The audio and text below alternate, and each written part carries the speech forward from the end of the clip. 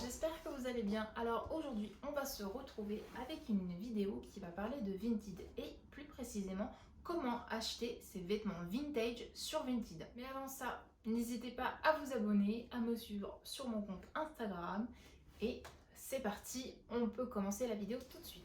Alors du coup, je vais vous donner différents tips pour ne pas se faire avoir sur des achats vintage sur Vinted parce que j'ai entendu ça tourner sur Instagram. Il y a beaucoup de filles qui se sont fait avoir avec ce cardigan-là qui était vendu sur AliExpress, malheureusement. Et du coup, je voulais vous donner un peu mes tips pour ne pas vous faire avoir à votre tour. Alors, premier tips, demandez les étiquettes. Les étiquettes, alors je ne parle pas de ce genre d'étiquette-là, ici. Ça, on s'en fiche un peu. Ça sera après. Demandez toutes les étiquettes en fait de lavage, de composition, d'origine et tout ça. N'hésitez pas à demander ces étiquettes-là. Parce qu'en fait, la plupart du temps, vous allez pouvoir voir en fait si c'est du made in China. Ça veut dire que ce n'est pas du tout vintage parce que c'est vers les années 2000 que les usines ont commencé à toutes les marques ont commencé à s'exporter en Chine. Donc du coup, vous avez un avantage de la provenance en fait du vêtement. Donc il faut favoriser bien sûr le made in Italie, le made in France, le made in même Spain. Donc voilà. Tips numéro 2, s'il n'y a pas d'étiquette made in France, eh bien ce n'est pas compliqué du tout.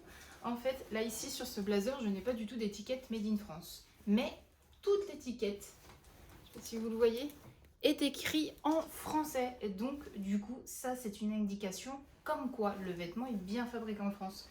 Parce que si, en fait, le vêtement est fabriqué, en fait, dans différents pays, vous aurez la langue à peu près de chaque pays où il a été fabriqué. Donc, si c'est en Chine, ça sera marqué en chinois. Si c'est, je sais pas, en Espagne, ça sera une étiquette espagnole. Donc, voilà, vous allez pouvoir avoir des petits indices pour savoir d'où vient vraiment votre vêtement, même sans le made in. Le tips numéro 3, c'est tout simple. Là, on revient du coup sur l'étiquette juste ici. Vous voyez, ici, c'est une étiquette NAF-NAF. Je vais essayer de vous en glisser une ici pour vous montrer les étiquettes NAF-NAF actuelles. Pour que vous voyez une différence. Et la différence est flagrante parce qu'en fait, les étiquettes changent au fur et à mesure en fait des époques et pour toutes les marques, vraiment pour toutes les marques. Il y a un exemple avec Courrèges où le logo est beaucoup plus gros à certains moments et beaucoup plus petit à d'autres époques. Donc c'est un peu pareil pour, on va dire, le monde des fast fashion, on va dire. Même si à l'époque c'était pas vraiment de la fast fashion du tout.